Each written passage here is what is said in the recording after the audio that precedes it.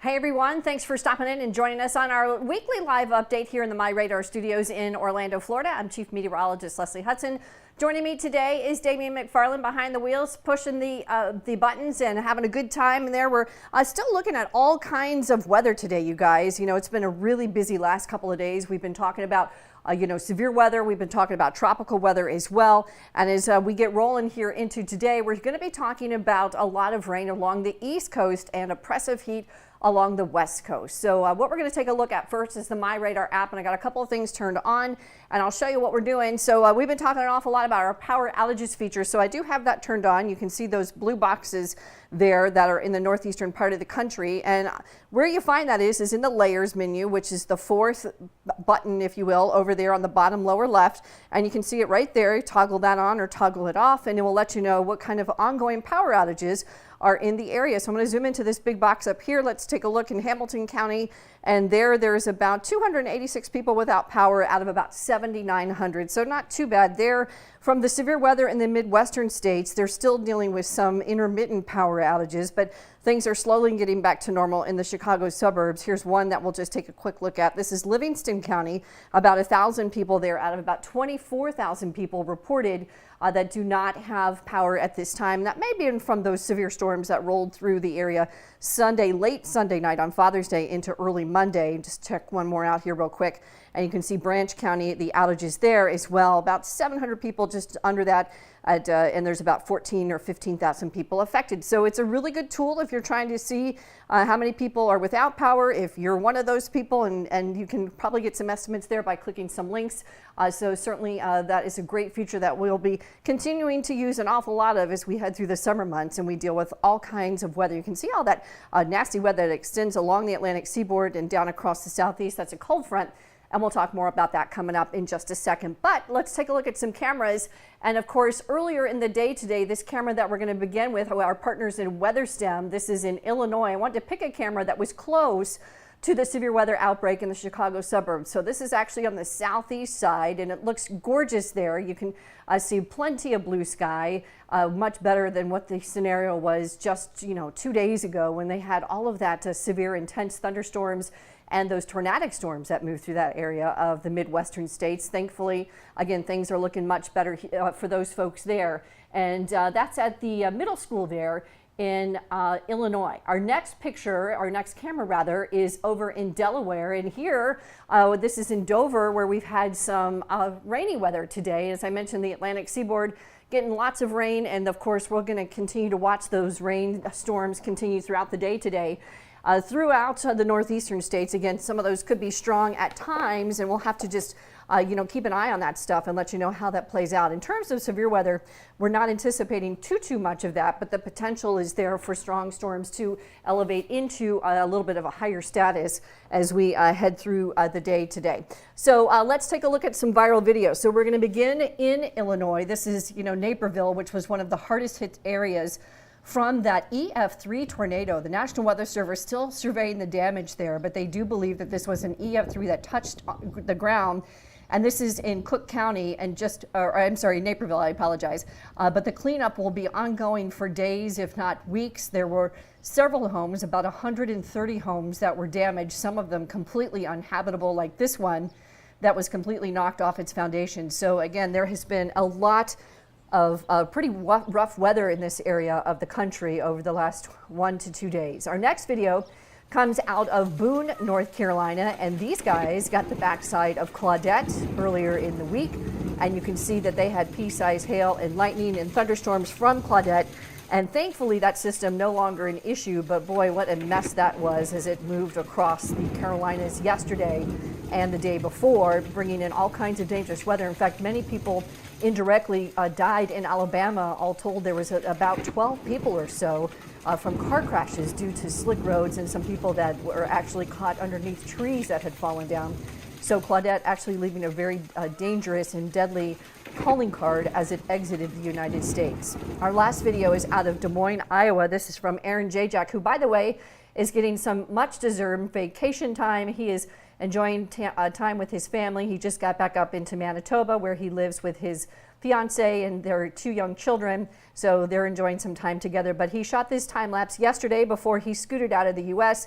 This is east of Des Moines, Iowa, looking back at a severe warned storm. Some pretty cool stuff, and we certainly hope Aaron enjoys the time off with his family. He will be back chasing with us very soon.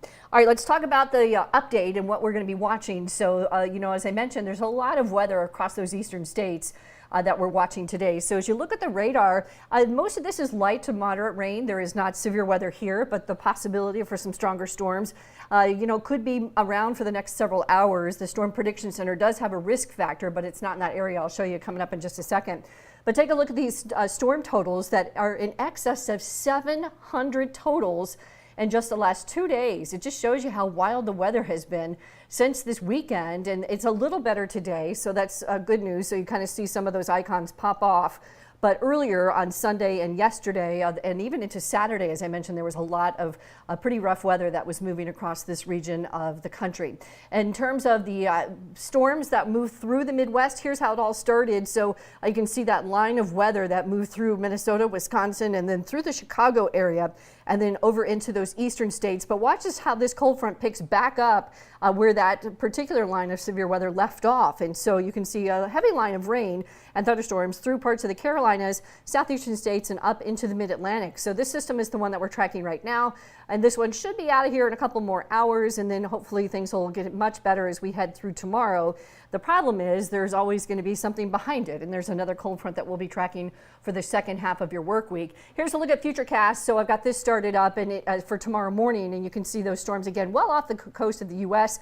But look down towards the bottom of your screen. There's going to be some pretty decent thunderstorms firing across parts of Florida and maybe through parts of South Carolina, Georgia, into Alabama as we get into the daytime heating. And then way up at the top of your screen, you can see some storms bubbling across the Midwestern states. So, you know, there's still going to be a fair amount of weather, and I do believe that we'll probably see some of that develop as we head into these next couple of days. Storm Prediction Center might go ahead and issue an upgrade with the severe weather, so we'll let you know. But in the next couple of days, 5 to 7 inches, anywhere from St. Louis northward up to just to the southeast of, or southwest rather, of Chicago. Hopefully those folks don't get any more rain. They've had plenty of it.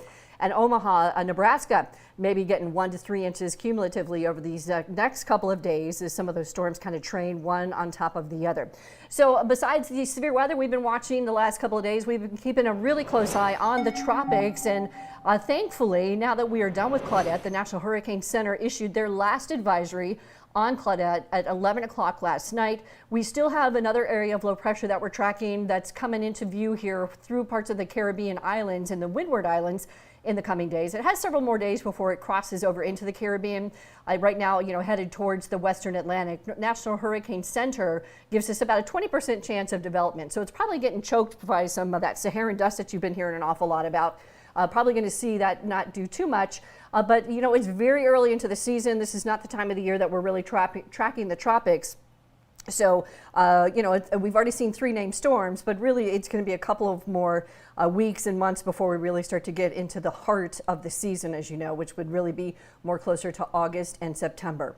All right, let me show you the forecast map real quick, and I wanted to show you that this front, as it pushes to the east, leaves behind a big dome of high pressure. And guess what? That dome of high pressure is going to be a huge weather maker next week. It's actually expected to settle in across the central and northern part of the country. And some of the long-range modeling takes a dome of heat across the Pacific Northwest by a week from now, And some of those some of those highs next week in parts of Oregon, Washington, and Northern California are expected to be in the triple digits. So stay tuned for that forecast, you guys. That would be extremely dangerous and extremely unusually hot weather for that area of the country. I'm talking about 120, 114, 115 possible in some of those areas as we head into next week. So that's a week from now.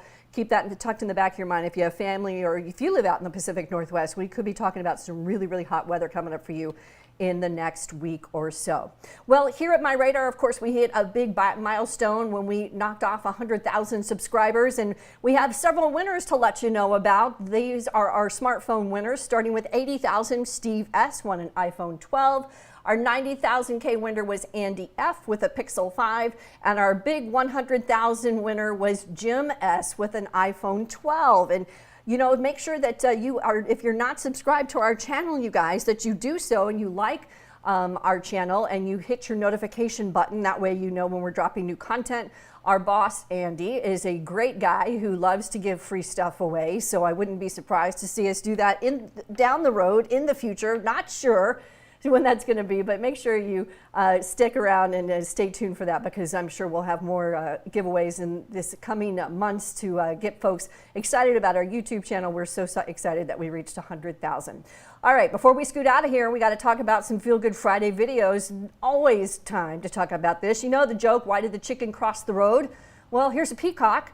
And why did it cross the road? Well, probably to get out of the way from getting hit by the car, right? In Orlando, where we are here in MyRadar, we have a prolific amount of peacocks. You may or may not know that, and they are actually considered an invasive species, and they are allowed to be removed. But here in Orlando, many folks consider these guys treasures, and so we all like to grab our smartphones, and our Matt Hyland, who's our production coordinator, grabbed his phone, captured this big guy crossing the road, and they are quite loud and they can be quite damaging to roofs, from what I understand.